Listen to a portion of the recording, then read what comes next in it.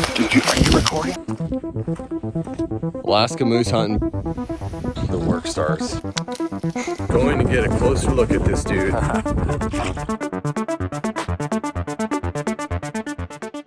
All right, I want to talk about field judging bull moose, specifically Alaska Yukon moose and hunting in Alaska in general.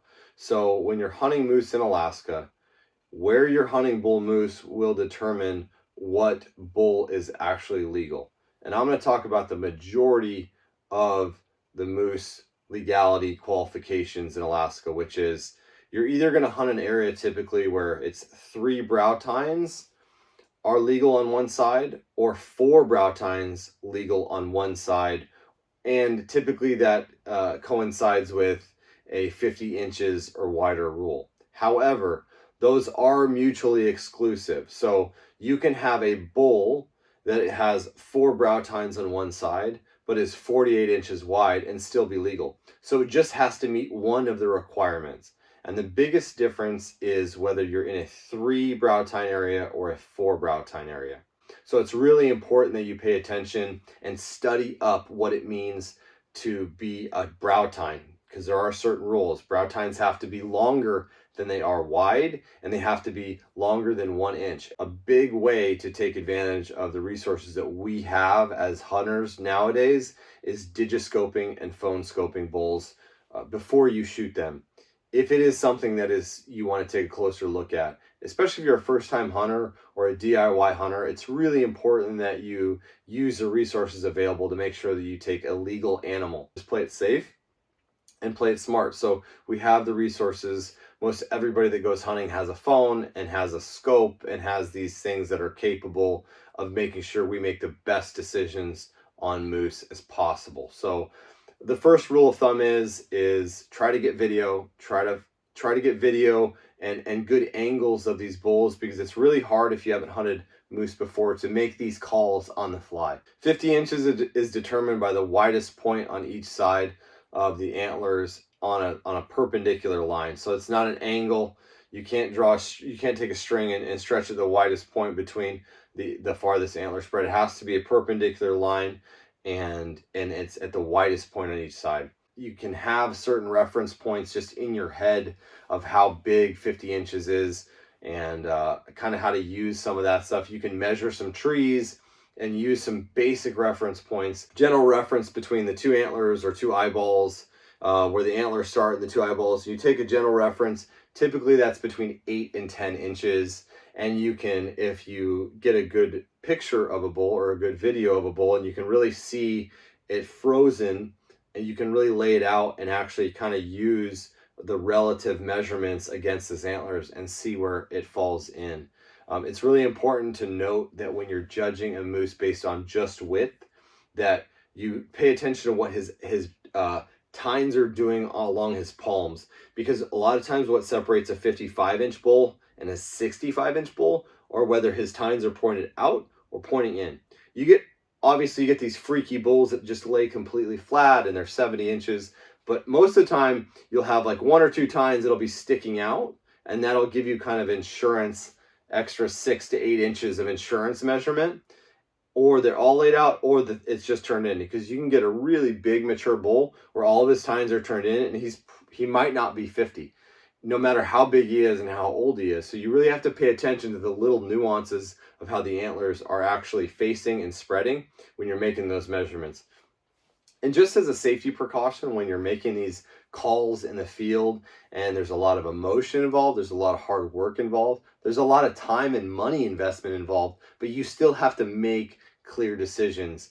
Be very careful about shooting a moose that you think is right on the edge. Maybe he's 50, maybe he's 52, especially if you haven't killed a lot of moose before. If you're a first-time DIY hunter, take it very, very cautiously on the legality judgments. Make sure you reference, make sure you stop, take time, take pictures. I know it could cost you moments in the hunt, but for the most part, when you see a bull moose congregating in an area, he is not going to leave that area, especially if he's found some cows or a reason to be there. He's not going to leave that area unless you push him out.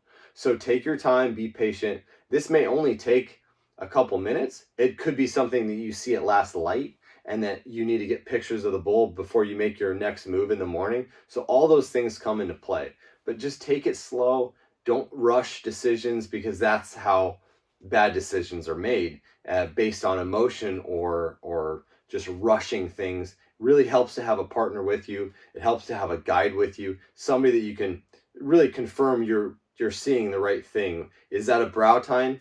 Is that brow tine growing out of the bay? Is that up on his palm, or is it really truly a brow tine? Is it longer than it is wide? All these things, guys, you need to really pay attention to, on top of knowing what's legal and exactly where you're hunting. But using the moose's skull as kind of a general measurement reference point is a really good idea. It gives you a place to start. Obviously, when I am hunting and when I'm guiding, I use the lower end of the estimated references, because not all moose are built the same. I usually use 8 inches in between the antlers or the eyeballs. I usually generally say I try to use 8 inches, which it can go from 8 to 11. Another way that I like to try to judge a moose is in between his palms on the inside.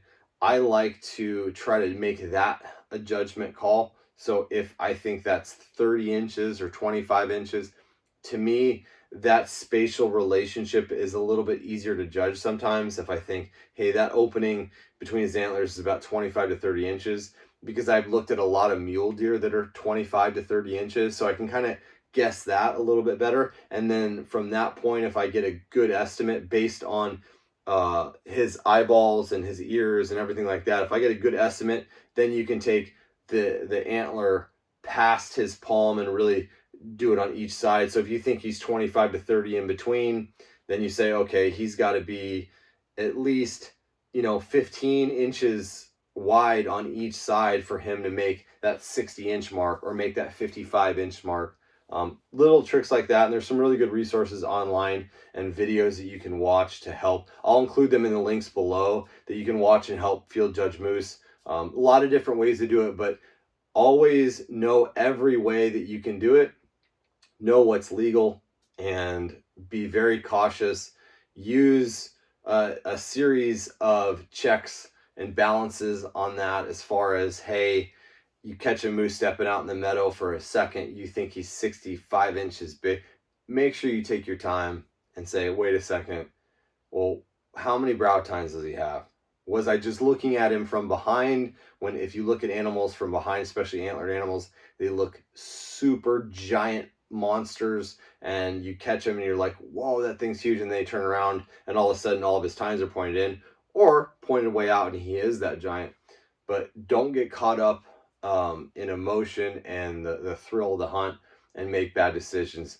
Everything is about planning and making the right decisions, where to hunt, where that bull is going to be killed, how to pack him out. So this just kind of goes par with the course here, is that we have to be smart and we have to make good, disciplined decisions in everything we do on our moose hunt. So that's really what I have for you guys about field judging. Again, I'll include some links and some stuff in the description to kind of help you out. But it's a process. It's a process that we all need to be familiar with, and it can happen. It'll work. It's for a reason. We want to try to kill the biggest bulls to help these bulls continue breeding, keep conservation rolling. So it's all good. I hope that helps, guys. We'll talk to you soon.